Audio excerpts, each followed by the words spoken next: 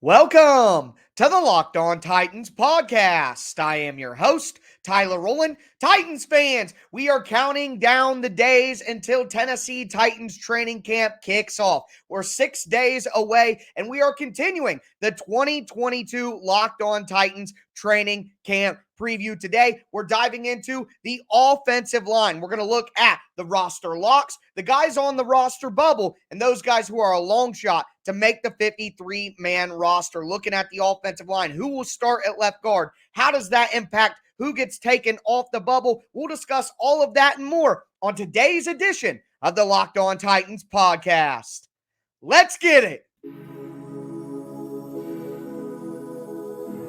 You are Locked On Titans, your daily Tennessee Titans podcast, part of the Locked On Podcast Network, your team every day.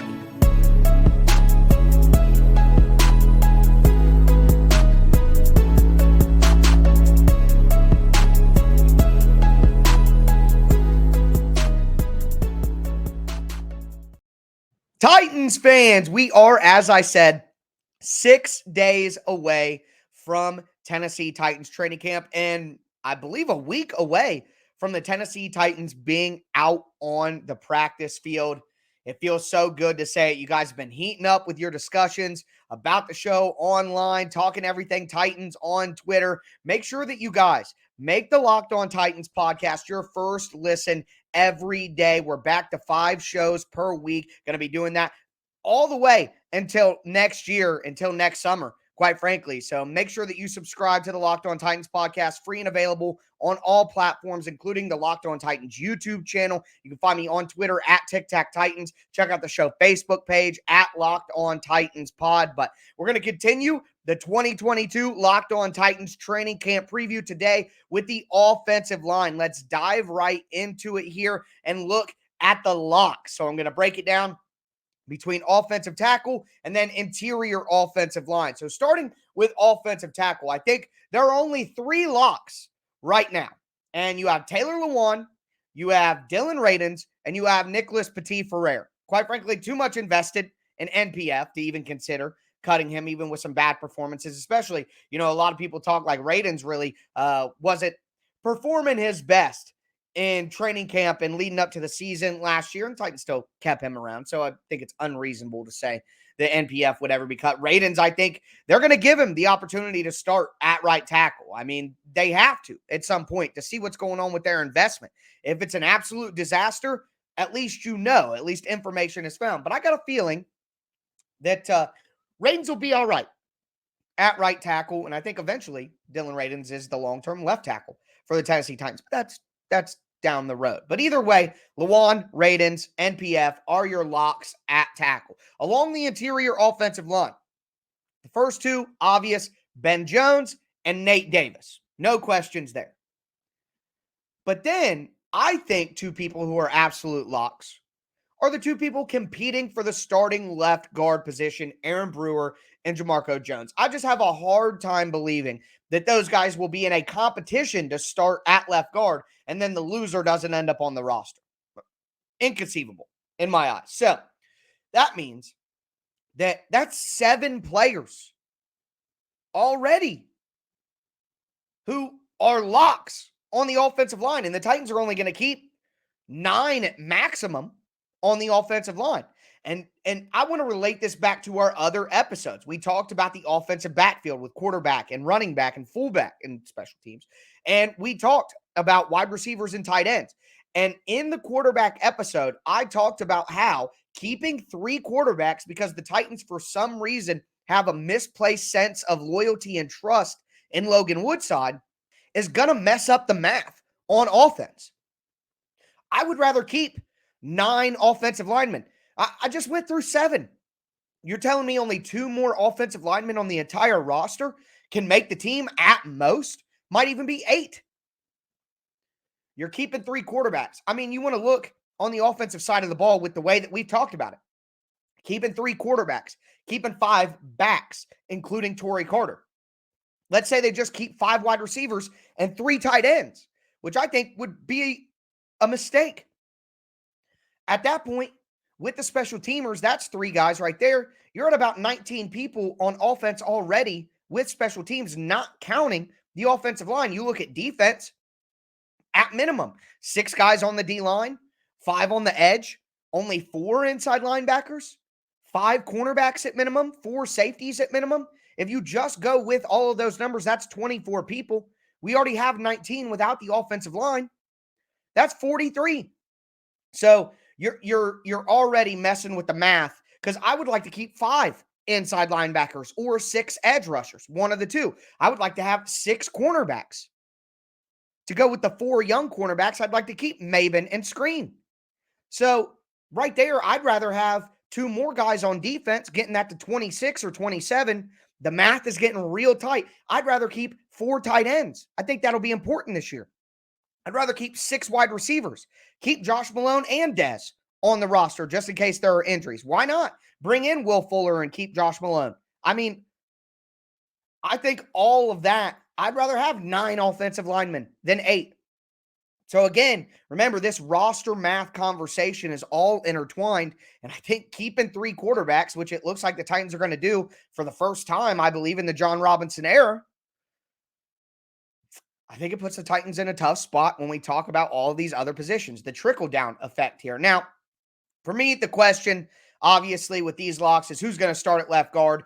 I've said it before, and I'm going to say it again. The Titans should bring in Eric Flowers. If they don't do that, I want Jamarco Jones to start at left guard because he's a bigger bodied guy, 3 inches taller, 30, 40 pounds heavier, maybe a little bit more. Aaron Brewer is a guy who's played center and played both guard spots at times. So he brings more utility value, where I think Jamarco Jones is a starter and letting Aaron Brewer be that backup interior offensive lineman, the primary one for all 3 spots, makes more sense from an overall sum of the parts perspective than having Aaron Brewer start at left guard, because Jamarco Jones, I don't think, can fill in at center.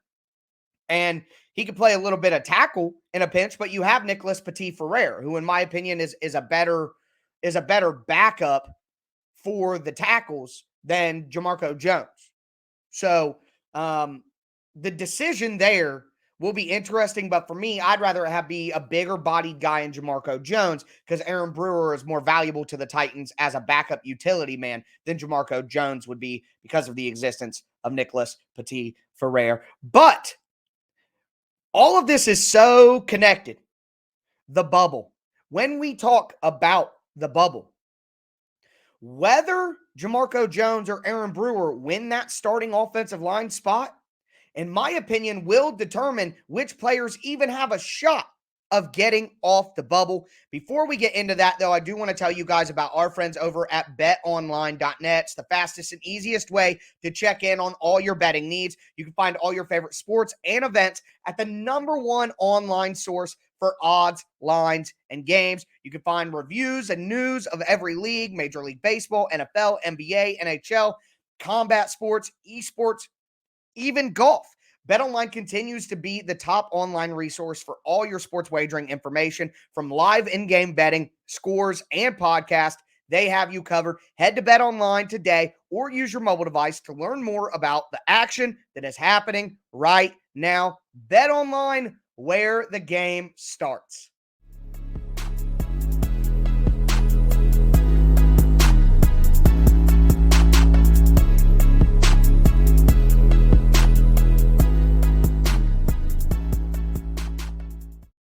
Titans fans, we are going to continue today's episode and today's installment in the 2022 Locked On Titans training camp preview. Guys, football is so close. We've been going through our training camp preview position by position. I told you guys earlier in the show on Monday, we did quarterback, running back, and fullback and special teams. Yesterday, we did wide receiver and tight end.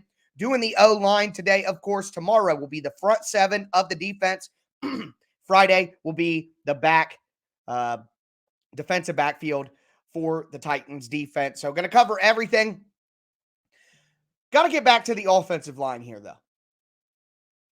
We got the locks. 7 locks, in my opinion, already, with Lawan, Radens, NPF, Ben Jones, Nate Davis, Aaron Brewer, and Jamarco Jones. That does not leave a lot of wiggle room, as we discussed. And I got to tell you, depending on who the Titans pick at left guard between Jamarco Jones and Aaron Brewer, I think directly impacts which pool of players that the bubble chance will come from. Because, like I said, that's 7 guys. So there's room for one more, maybe 2 more. If there's only one, then think about it like this. To me, the 2 tackles that are on the bubble are Christian DeLauro, who was with the Titans organization last year, 27-year-old, but it's his second year getting real NFL opportunities. In my opinion, he was the best offensive tackle for the Titans in the preseason last year. They didn't play the starters a lot. It was a lot of the backups getting opportunity, and I was kind of impressed by Christian DeLauro, but it does make sense. He's an older guy who was 26 last year when that happened. He's an older guy compared to some of the guys he's going against who are 21, 22, 23. So maybe that's an advantage that he has playing in those preseason scenarios. And if he was in a real NFL scenario, that advantage wouldn't take place. He's not a grown man against some of these guys still filling out. But either way, I think he's still on the bubble with that performance. If he builds on that, if he gets better, there's no reason that he might be able to take that 8th spot. And the Titans have 4 guys who are focused on the interior with Nate Davis, Ben Jones, Aaron Brewer, Jamarco Jones. And then they have 4 guys who are focused on tackle with Taylor Lewan, Dylan Radins, Nicholas Petit-Ferrer, and then, of course, Christian DeLauro. I think that could make some sense. The other tackle, though, is a young guy, Jalen McKenzie, the undrafted free agent out of USC, Southern California, USC. 6'5", 310. He was a very highly touted prospect when he came to USC.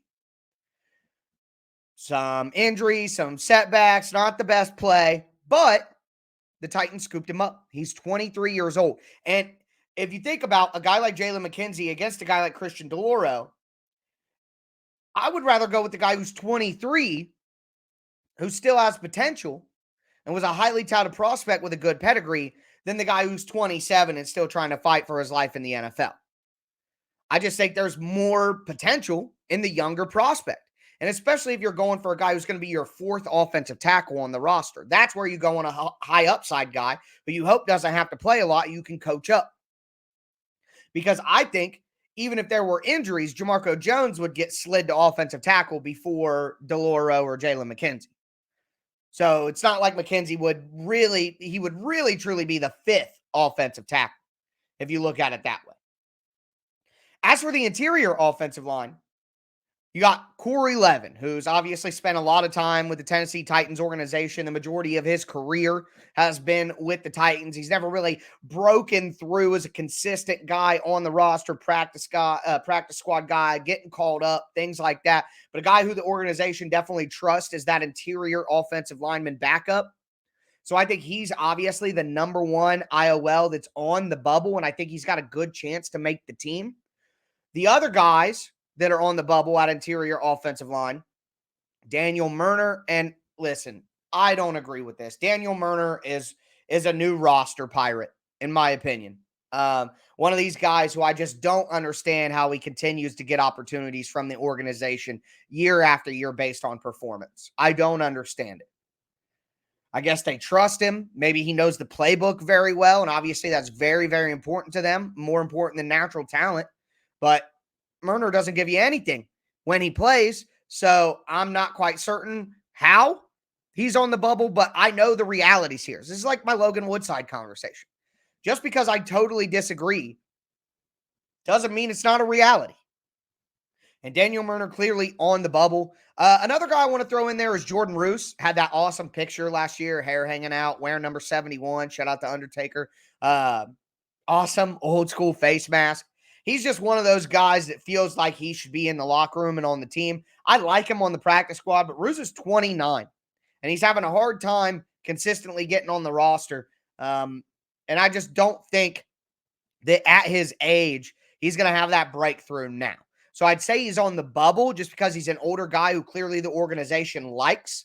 But I have to put him as my last guy on the bubble. And here's what I wanted to get to that I talked about at the beginning of this segment. Those pools of bubble guys, tackle and offensive line. If the Titans give the starting spot to Jamarco Jones, then that means that they're going to focus on him being more of a guard, which means they would have more of a need to add that fourth tackle. If the Titans pick Aaron Brewer, then Jamarco Jones can cross train, which means he can spend more time practicing at tackle and guard, which means that I think the Titans would rather have a pure interior offensive lineman as the backup, and it would come as Corey Levin, in my opinion, or Daniel Murner or Jordan Roos, but I think it would be Corey Levin. If they pick Jamarco Jones to play left guard, they're going to need more of a tackle, which means they're going to look for Christian DeLauro or Jalen McKenzie. If they put Aaron Brewer at interior offensive line, Jamarco Jones can focus more at being a backup tackle as well, which means they'll want more of a pure interior offensive lineman in like Corey Levin. So finally, got that all sorted out in my mind with my words. Boy, I'm ready for some football. But that is the bubble. We're going to talk about the guys who are a long shot to make the roster. And it's a lot of young guys here that, based on what we've already talked about, I think they might have a tough time breaking through. Before we get into that, I do want to thank you guys for making the Locked On Titans podcast your first listen every day.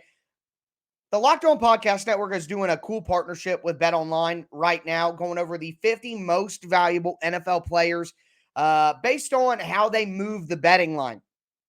On Wednesday, they revealed 30 through 21, and who is at number 21? Derrick Henry, above a couple of quarterbacks as well, and I think that's very appropriate. You guys should go check that out. There's another Tennessee Titan coming on Thursday's show. If you want to check out that podcast, subscribe to the Locked On NFL podcast. I'm also the host of the National Thursday show, so that support would go towards me as well. But really fun exercise. Hope you guys enjoyed it. Been talking about it all day on Twitter as well. Make sure you guys check out the Locked On NFL YouTube channel and the Locked On NFL podcast feed for the BetOnline top 50 most valuable players in the NFL. We're going to talk about those long shots in just a second.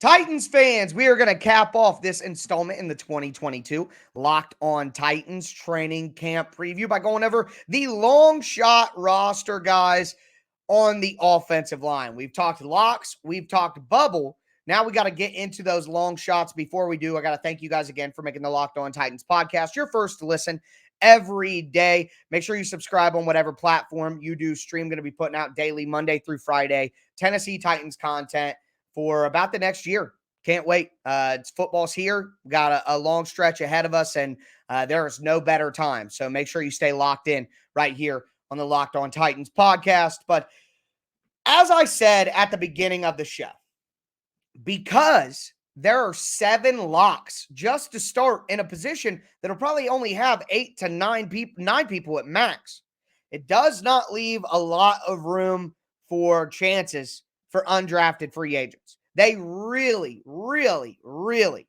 got to impress. So at tackle, a guy who is going into his second year, but practice squad type guy, played a little for the Texans. Carson Green, 6'6", out of Texas A&M. Maybe he could come in here and carve out a path. He's going to be competing for that spot with DeLauro, Jalen McKenzie, but I think it's a long shot that he has a chance to make the team. Same thing with Andrew Ripsich, who's an undrafted free agent out of the NAIA program, Culver Stockton. He's a 6'6" guy who is probably the best offensive lineman in NAIA history. I mean, he absolutely mauled people, but that is such a drop in competition.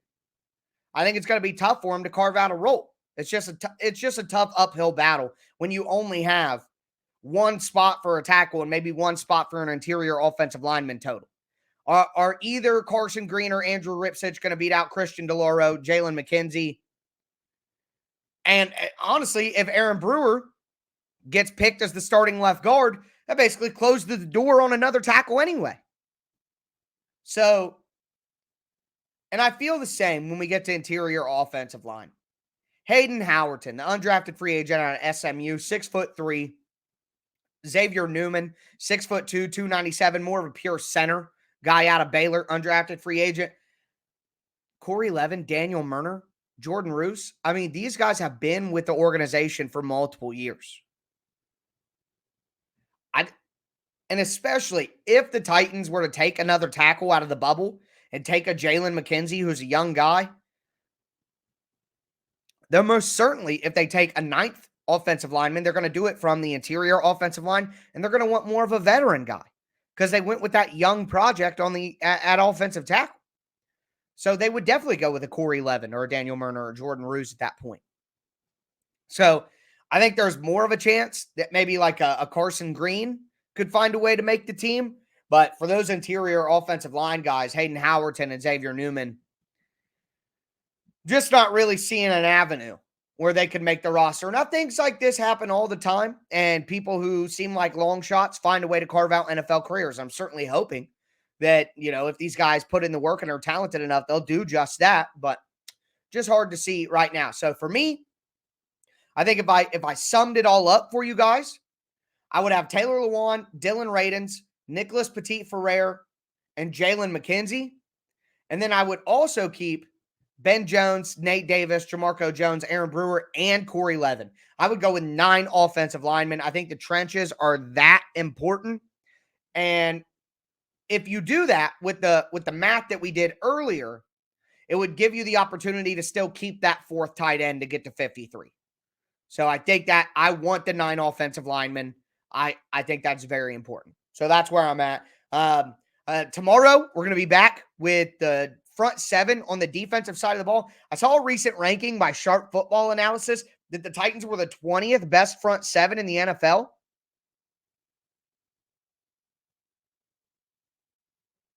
How can we take that serious? You kidding me? So excited to go over all of that tomorrow. Make sure you guys stay subscribed or get subscribed to the Locked On Titans podcast. That's going to do it for me today, folks. As always, I am your host, Tyler Rowland, and this was Locked On Titans.